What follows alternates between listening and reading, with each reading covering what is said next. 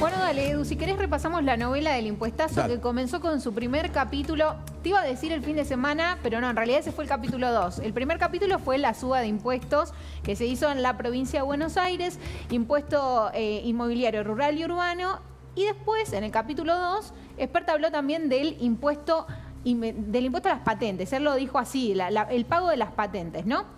El impuesto automotor. Bueno, ¿qué fue lo que pasó? Aumentan los impuestos en la provincia de Buenos Aires. Dice Kicillof, la nación no me está mandando los fondos. Sube, entonces intenta aumentar la recaudación a través de esa suba de impuestos. La gente se empieza a quejar y habla Expert el fin de semana. Y dice que los bonaerenses deberían no pagar el impuesto. Incluso dice, yo como propietario rural no lo voy a pagar. Yo no voy a pagar este impuesto y llamó a la gente a que no lo pague, porque según las palabras de Expert, esos impuestos no se traducen en una mejora en la calidad de vida de los bonaerenses. ¿Qué pasó después? En el tercer capítulo habló el presidente Javier Milei, que dijo lo siguiente. Vamos a escucharlo. Yo estoy totalmente de acuerdo con lo que planteó Expert. ¿Por qué? Porque Expert, primero un par de cosas. El gobernador de la provincia de Buenos Aires, el señor Kicillof, en su discurso que nos mandó a leer a Alberti, y no a Alberti, pero supongamos que fue un error, tipográfico, una letra. Que puede pasar. Dijo que el punto 1 del Pacto de Mayo no tenía sentido porque la propiedad privada está consagrada en la Constitución Nacional. Bueno, entonces que sepa que la violó, ¿no? Porque el avance, el avance vía impositivo es una expropiación. Es decir, hoy la verdad es que aquellos que tienen propiedades en la provincia de Buenos Aires en realidad no son propietarios. El propietario definitivamente es el Estado y así arbitrariamente decide cuánto uno se puede llevar. Esto decía Javier Milei. Recordemos que Expert se sumó a La Libertad Avanza la semana pasada, que es el presidente de la Comisión de Presupuesto y Hacienda, una comisión muy importante en la Cámara de Diputados y que están en muy buena sintonía con el presidente de la Nación. Pero hoy a la mañana hubo conferencia de prensa de Axel Kicillof. ¿Para qué? Para decir vamos a aumentarle 13,5 a los estatales, a la policía, a los maestros en la provincia de Buenos Aires. Pero en medio de esa conferencia se refirió a toda esta polémica que se había dado el fin de semana. Vos habías hablado también con Carlos Bianco, Edu, hoy en la radio. Distintos funcionarios del círculo más cercano de Kicillof se habían expresado, pero hoy habló el gobernador y respondió esto a lo que decían desde la Casa Rosada. Horror. Y lo quiero dejar claramente establecido. Es gravísimo y nunca ocurrió que un presidente de la Nación llame a incumplir la ley. En este caso, la ley impositiva de la provincia de Buenos Aires, pero llama a incumplir la ley. La verdad que no soy abogado, no sé dentro de qué figura jurídica se encuadra, pero no pasó nunca. Lo que sí queda claro es que el que juró cumplir la Constitución Nacional no lo está haciendo. Bueno, dice, llama a incumplir la ley el presidente de la Nación, esa es la postura de la provincia de Buenos Aires. Ya empezaron a aparecer algunas presentaciones judiciales contra los dichos de Expert. Valeria Carreras, una abogada que tiene una ideología muy cercana al kirchnerismo, hizo una presentación judicial. También legisladores bonaerenses de Unión por la Patria advirtieron con la posibilidad de iniciarle un juicio político a Expert, que recordemos que entra como diputado nacional de la provincia de Buenos Aires. Así que este es un conflicto que entiendo que se va a extender y, como todos los últimos conflictos, se van a judicializar. Eduardo, ¿puedo hacer un comentario? Ayer le contaba un amigo. Digo, para ver en qué momento algo que es un impuesto es confiscatorio. Hay rebote. Está muy alto acá en el estudio, sí, perdón. No, te decía, Eduardo, ayer me decía un amigo que tiene una lancha chiquita que la aseguran por, la compañía de seguros la asegura por 9.950.000 pesos. Pagaba por semestre 185.000 pesos de impuestos y le llegó 1.280.000 por semestre. El 20% del valor de la lancha. ¿Eso no es confiscatorio? Eso es confiscación ya. Pregunto. Ahora, ¿cómo haces para...? Sí, perdón. Lo que pasa, para hacer la demanda judicial y todo eso de confiscación, primero tenés que pagar. Entonces, y después reclamar. Y te anticipo que encima, la verdad que son hay mucha maldad del lado de de la impositiva, porque encima si no pagás, la tasa de interés es de 8 y 10% punitorios y los otros, las penalidades. Es decir, que son altísimas, pues mensual. Se mete hábilmente, me parece, Milei, más allá de la discusión de si el presidente puede o no llamar una rebelión fiscal, porque también lo que está haciendo es decirle a la gente de Juntos por el Cambio que aprobó el impuestazo en la legislatura. Esto hay que decirlo. Claro, se aprobó, hoy me lo decía Carlos Bianco. Exactamente. Esto se aprobó casi en la legislatura de la provincia de Buenos Aires. Para ambos impuestos, lo habilitaron a Kicillof cuando terminó el año pasado. Claro, entonces lo que hace Milei es justamente separar las aguas, y en esa separación de aguas dice, bueno, nosotros, el bloque de la Libertad, no está de acuerdo con esto, el bloque Juntos por el Cambio lo hizo, por eso también machaca, me parece, Milei, más allá de que después discutimos si llamó a una rebelión fiscal o en realidad validó el mensaje de Espert, pero muy inteligente porque él quiere justamente eso de cara al año que viene.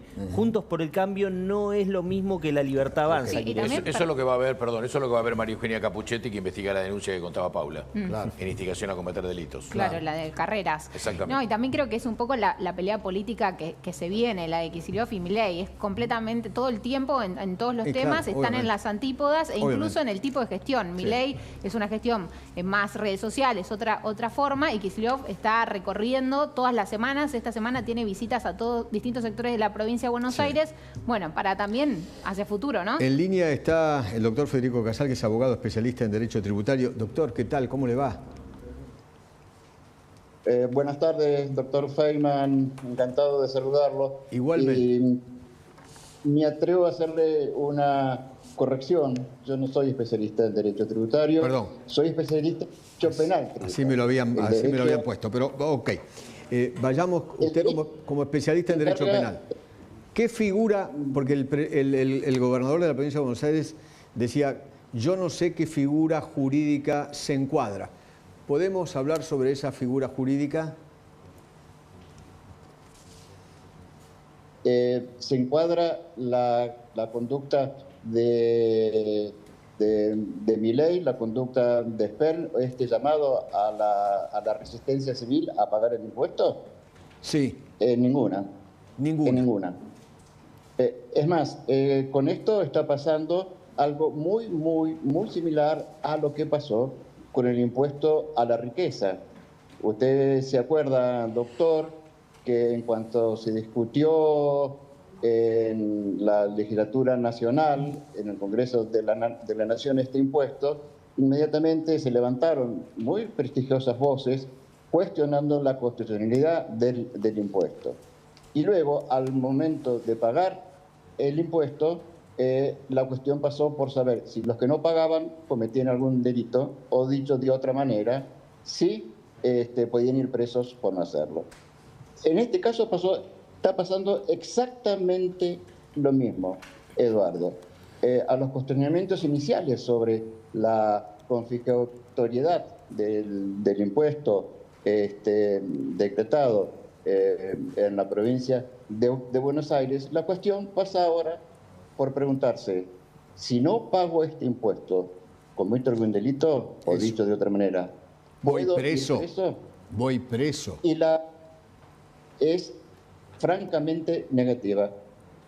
Por dos motivos, Eduardo. Unos de orden constitucional y otros de orden legal. En cuanto a lo constitucional, sabemos que la Constitución, después de la reforma del 94, ha incorporado varios pactos internacionales, entre ellos el Pacto Interamericano de Derechos Humanos, que expresamente prohíbe la prisión por deudas. ¿Esto sería suficiente para perdón, ¿entendí bien la prisión por deuda? Usted habla de la prisión por deuda. La prisión por deudas no existe en nuestro ordenamiento jurídico, porque sería contra los pactos que forman parte de la Constitución. Pero, además, existen razones de rango menor, es decir, razones legales, porque la ley penal tributaria castiga a aquel que evadiere el pago del impuesto, ¿sí?, mediante la realización de cualquier ardid o engaño. Vale decir que hay que distinguir al deudor del evasor. Deudor es aquel que no paga porque no puede o porque no quiere, ¿sí? O porque piensa que no le corresponde. Evasor es aquel que no paga el impuesto al que está obligado, desarrollando alguna maniobra, algún ardid, algún mecanismo, algún despliegue astuto del engaño para evitar, ¿no es cierto?, que la agencia, en este caso sería la agencia tributaria de la provincia de Buenos Aires, pueda advertir su incumplimiento. Esto, que parece una cuestión muy dogmática, es justamente lo que permite penar al que no paga el impuesto, no porque no lo pague, sino porque desarrolló este ardid, este engaño, que es lo que permite aplicar una sanción penal para distinguirlo de aquel que no paga porque no puede o porque no quiere, y para hacer efectivo este principio consagrado en nuestra Constitución que prohíbe la prisión por deuda. Pero es más, Eduardo, se requiere no cualquier ardid, sino sería muy fácil. Digo que es ardid cualquier cosa, y de hecho estoy imponiendo de vuelta la prisión por deuda. Tiene que ser un ardid idóneo, es decir, que tenga capacidad suficiente, que tenga la complejidad suficiente como para evitar que el órgano recaudatorio, mediante una inspección normal, ¿sí?, no advierta el incumplimiento. Aclarado esto, que no es delito no pagar, se diluyen entonces todas aquellas imputaciones que se pueden dirigir contra los funcionarios o no funcionarios que llamen a la rebelión fiscal, porque no es la instigación a cometer un delito, porque no existe delito. Porque no existe delito. De esa manera. Es más, por el contrario, aquel funcionario, sea de la provincia de Buenos Aires, de la Nación o de cualquier otra provincia, que dictare o hiciere cumplir una resolución contraria, o una ley o un decreto contrario a la Constitución Nacional, vale decir, exija el pago de un impuesto inconstitucional, contrario a la Constitución, ¿sí?, por ser confiscatorio, sí estaría en un delito, que es el de abuso de autoridad, tipificado en el artículo 48 del Código. Doctor, no sabe cuánto le agradezco me haya explicado todas estas cosas, ¿eh? Un abrazo muy grande. Por favor, ha sido un placer para mí. Gracias, Eduardo, ya está pronto. El doctor Federico Casal. ¿Te quedó bien claro, no? Una cosa es evadir y otra cosa es ser deudor. Es deudor. Exactamente. Ahora, ¿cuándo es confiscatorio? Y después del 24%, me parece. Ahí está. No hay un porcentaje de... El doctor Casal, a quien conozco y le mando un abrazo, hay que dividir esto en dos caminos distintos. Una cosa son los dichos del funcionario y otra cosa es no pagar impuestos por parte del contribuyente. El contribuyente, claramente la prisión por deuda no existe y de última será sujeto de una ejecución fiscal, de una inspección de AFIP, de una determinación de oficio, de una cuestión netamente impositiva. Esto por un lado, dependiendo de los montos, ¿no? Pues también tenemos la ley penal tributaria, claro, de acuerdo a los montos.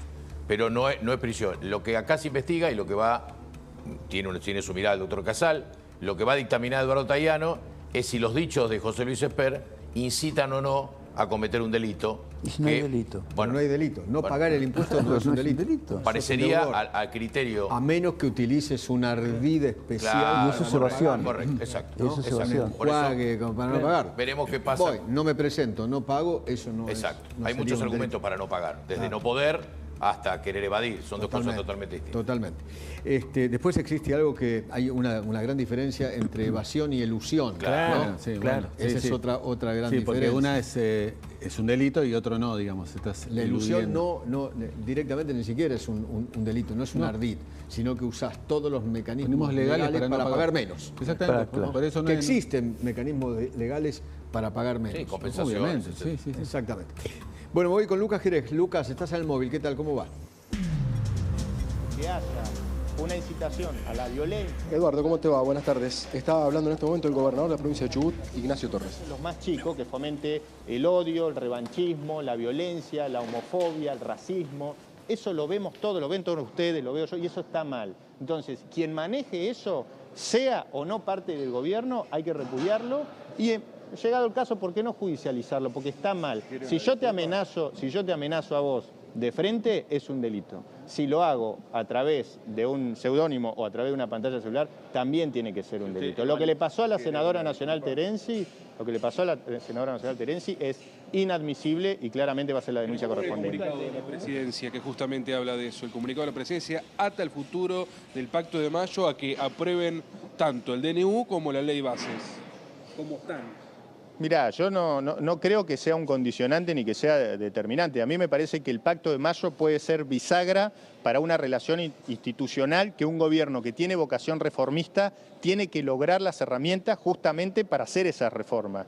Entonces, si vos planteás todo de manera binaria, decís o estás conmigo o no pasa nada, y bueno, la verdad que es difícil. Yo soy optimista con el tratamiento de la ley, soy optimista incluso con lo que va a ser el Pacto de Mayo, pero en ese interín lo más importante es discutir la letra fina de lo que se va a tratar en el Congreso. Gobernador, ¿lo puedo cruzar? Gobernador, un segundito, estamos en vivo con Eduardo Feynman, por favor. Gobernador, un segundito, por favor.